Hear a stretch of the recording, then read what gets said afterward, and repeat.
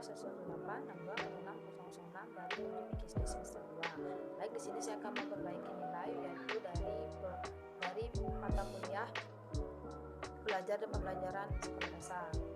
Baik, pembelajaran sangatlah penting dalam rangkaian pengembangan desain pembelajaran yang akan menentukan tujuan pembelajaran yang menjadi acuan untuk menentukan jenis materi pembelajaran, strategi pembelajaran, metode pembelajaran, dan media pembelajaran yang akan digunakan dalam proses belajar. Tanpa tujuan yang jelas, pembelajaran akan menjadi kegiatan tanpa arah, tanpa fokus, dan menjadi tidak efektif.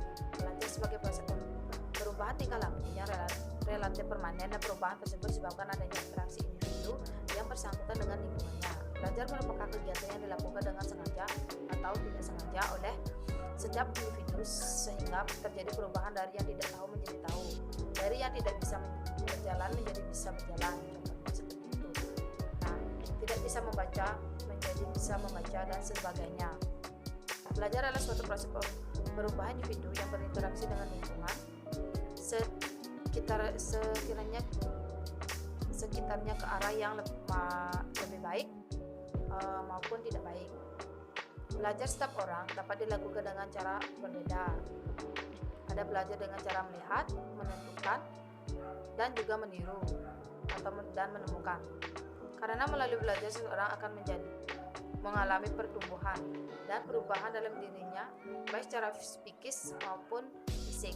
Secara fisik, jika yang dipelajari berkaitan dengan dimensi motorik, secara psikis jika yang dipelajari berupa dimensi afektif atau afeksi. Nah, manfaat tujuan pembelajaran yaitu upaya perubahan tujuan pembelajaran dapat diberikan manfaat tertentu baik bagi guru maupun siswa. Ada 4 manfaat dari tujuan pembelajaran, yaitu memudahkan dalam berkomunikasi. Maksudnya kegiatan belajar mengajar kepada siswa sehingga siswa dapat melakukan perbuatan pembelajarannya secara lebih mandiri. Yang kedua, memudahkan guru melihat dan menyusun bahan ajar.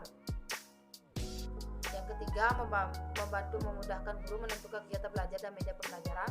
Yang keempat, memudahkan guru mengadakan penilaian kepada siswa di kelas.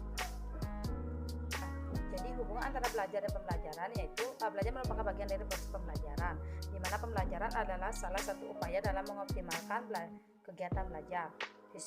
Kegiatan belajar siswa dalam rangka untuk mengembangkan potensi yang dimiliki oleh siswa. Apa saja manfaat dari belajar dan pembelajaran?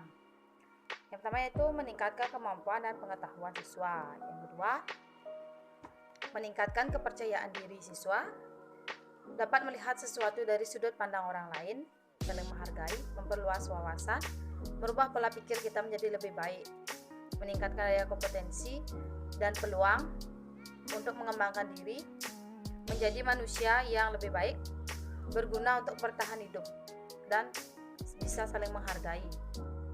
Baik, demikian materi yang bisa saya sampaikan.